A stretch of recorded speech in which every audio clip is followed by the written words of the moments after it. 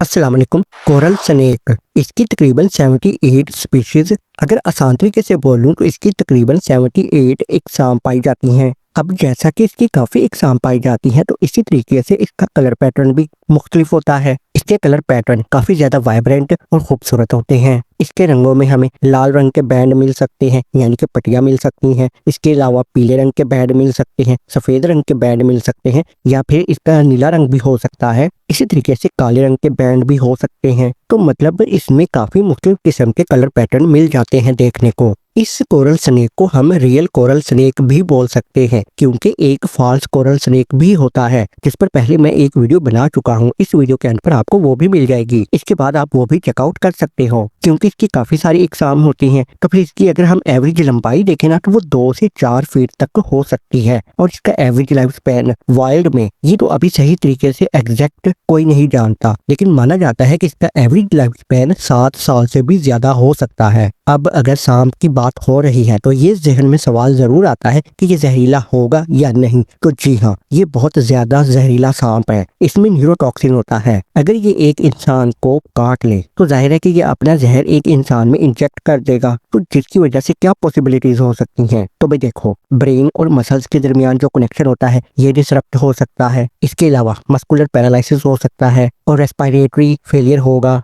या फिर cardiac failure हो जाएगा। मतलब जिसको कहते हैं ना कि दिल का फेल होना। तो इससे क्या होगा कि एक इंसान की डेथ हो जाएगी। तो कहने का मतलब ये है कि इसका जहर काफी खतरनाक होता है कि एक इंसान की डेथ हो सकती है कुछ घंटों में, अगर उसको टाइम पर एंटीवेनम ना दिया जाए। तो जी हाँ, इसका एंटीवेनम होता है जो कि तकरीबन 1967 में रिलीज किया गया था। अब जैसा कि ये मैंने बोला कि ये काफी ज्यादा जहरीला सांप है, अगर ये इंसान में चला जाए तो बहुत खतरनाक हो सकता है। तो ऐसा तो बिल्कुल है, लेकिन एक खास बात और भी है। अब ये सांप इस तरह का होता है साइज में कि इसकी मोटाई भी इतनी ज्यादा नहीं होती। इसको हाथ में भी पकड़ा जा सकता है, मतलब एक हाथ में इसको पकड़ सकते हैं। लेकिन जो इसके फैंग टीथ होते हैं, मतलब जो इसके नुकीले दांत होते हैं काटने वाले, वो जरा वीक होते हैं, कमजोर होते हैं। जैसा कि वाइपर स्नेक होता है ना, उसके जो फैंग टीथ होते हैं, नुकीले दांत, वो काफी ज्यादा मजबूत होते हैं और लंबाई में ज्यादा भी होते हैं। जबकि इस कोरल स्नेक के दांत लंबाई में जरा कम होते हैं। जैसा कि मैंने आपको बोला कि इसके दांत जरा वीक होते हैं, लेकिन ये दूसरे सांप की निस्बत वीक होते हैं। इसका हरगिज मतलब नहीं है अगर हम इसको हाथ लगाएंगे तो ये हमें काटेगा तो हमें कुछ नहीं होगा। ये अगर काटेगा तो जाहिर है जहर अंदर चला ही जाएगा।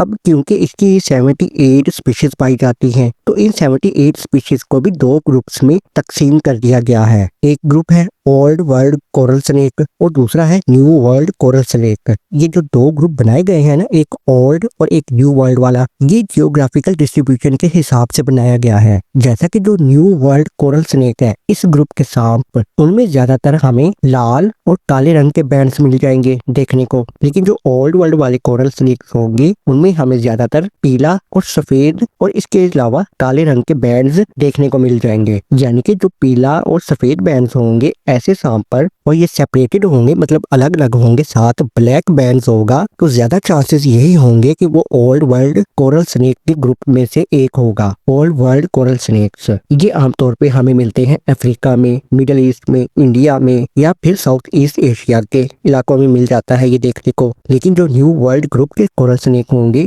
वो हमें देखने को मिल जाते हैं नॉर्थ अमेरिका, सेंट्रल अमेरिका में, या फिर साउथ अमेरिका में। तो इस तरीके से इनकी डिस्ट्रीब्यूशन की गई है। लेकिन कुछ रिसर्चर्स ये भी मानते हैं कि जो न्यू वर्ल्ड ग्रुप के कोरल स्नेक्स है ना, ये ज्यादा टॉक्सिक है बनिस्बत ओल्ड वर्ल्ड ग्रुप के कोरल स्नेक से। लेकिन भाई देखो, चाहे वो coral snake old world group का हो या फिर चाहे वो coral snake new world group का हो, जहर तो जहर ही होता है। अगर किसी ह्यूमन बॉडी में चला जाए तो जाहिर है वो खतरनाक तो है ही है। अब जैसा कि इनकी 78 स्पीशीज पाई जाती हैं तो इनके काफी सारे नाम हैं। तो अगर इस वीडियो में मैं एक एक बोलूंगा तो वीडियो तो बहुत ही लंबी हो जाएगी। अगर जानना चाहते हो तो आप यो भी कर सकते हो कि आप गूगल सर्च कर सकते हो, वहां पर आपको पूरी लिस्ट देखने को ये मिल जाएगी। हैबिटाट्स, ये कैसी जगहों पर रहते हैं, तो भाई ये जंगलात में पाए जाते हैं। और वैसे भी ये कोरल स्नेक से फोसोरियल हैं। अब फोसोरियल का मतलब ये होता है कि ये ऐसे एनिमल्स होते हैं जो कि डिगिंग करते हैं, मतलब यूँ समझ लो आसान तरीके से अंडरग्राउंड रहना पसंद करते हैं, जमीन के अंदर रहना पसंद करते हैं। या फिर ये कोरल स्नेक से लीफ लिटर ऐसी जगह को कहते हैं जहाँ पर दरख्त के पत्ते गिरते हैं ना, और वो पत्ते बिखरे हुए पड़े होते हैं जमीन पर, तो ये उन पत्तों के नीचे छुप कर रहता है। इसके साथ साथ ही कोशिश करता है वहां पर अंडरग्राउंड रहे जहाँ पर पानी का बहाव हो, ताकि इसको खाने पीने खाने के लिए आराम से मिल सके। बिहेवियर, ये सांप नॉकटर्नल होता है, मतलब ये रात के वक्त शिकार करना पसंद करता है। और ये सॉलिटरी होता है, यानी कि अकेला रहना पसंद करता है। ये फोसोरियल होता है, अब क्योंकि ये रात के वक्त एक्टिव होता है तो ये दिन के वक्त सारा दिन अंडरग्राउंड छुप के बैठा रहता है, या जो लीफ लिटर होता है उसके नीचे, पत्तों के नीचे छुप कर बैठा रहता है और रात को ही ये शिकार करता है। और यहाँ पर अगर खाने पीने की बात हो रही है तो इसके खाने पीने में छोटी मोटी छिपकलियां होती हैं, छोटे मोटे मेंढक होते हैं और इसके अलावा कुछ और छोटे स्नेक्स हो सकते हैं जिनको ये खाता है, जिनका ये शिकार करता है। आमतौर पे ये कोरल स्नेक से अग्रेसिव नहीं होते, मतलब अगर एक इंसान इनके करीब से गुजरे तो ये उस पर हमला नहीं करते, क्योंकि इनका अग्रेशन लो होता है जब तक कि इनको प्रोवोक ना किया जाए, मतलब तंग ना किया जाए। अब ये तो नहीं है ना कि इसको हाथ में पकड़ लिया जाए और ये हमें काटे ना, ऐसा तो हो नहीं सकता। लेकिन ये किसी इंसान के पीछे भागता नहीं है काटने के लिए, ये खुद से ही अपना रास्ता बदल लेता है। इस सांप के अपने भी कुछ प्रीडेटर्स हैं, मतलब जो इसका शिकार करते हो।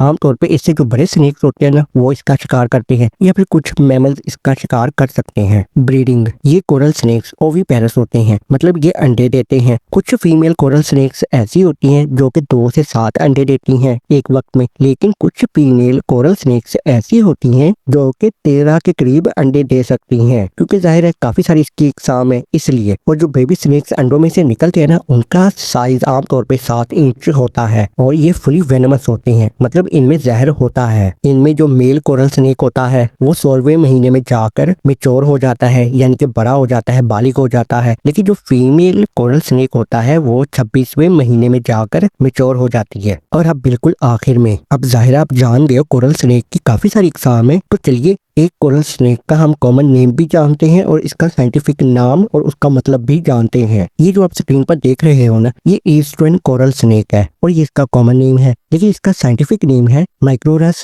फल्वियस। माइक्रोरस ये ग्रीक ज़बान का वर्ड है और इसका मतलब होता है स्मॉल टेल, और फल्वियस ये एक लैटिन ज़बान के वर्ड से आया है जिसका मतलब होता है ऑरेंज येलो, यानी कि इसका मतलब ये हुआ ऑरेंज या पीले रंग वाला सांप छोटी दुम के साथ। तो चलिए इस वीडियो में सिर्फ इतना ही। अगर आपको ये वीडियो इन्फॉर्मेटिव लगी है तो उसको लाइक भी कर सकते हो और चैनल को सब्सक्राइब भी कर सकते हो। तो मिलते हैं नेक्स्ट वीडियो में, तब तक के लिए अल्लाह हाफिज।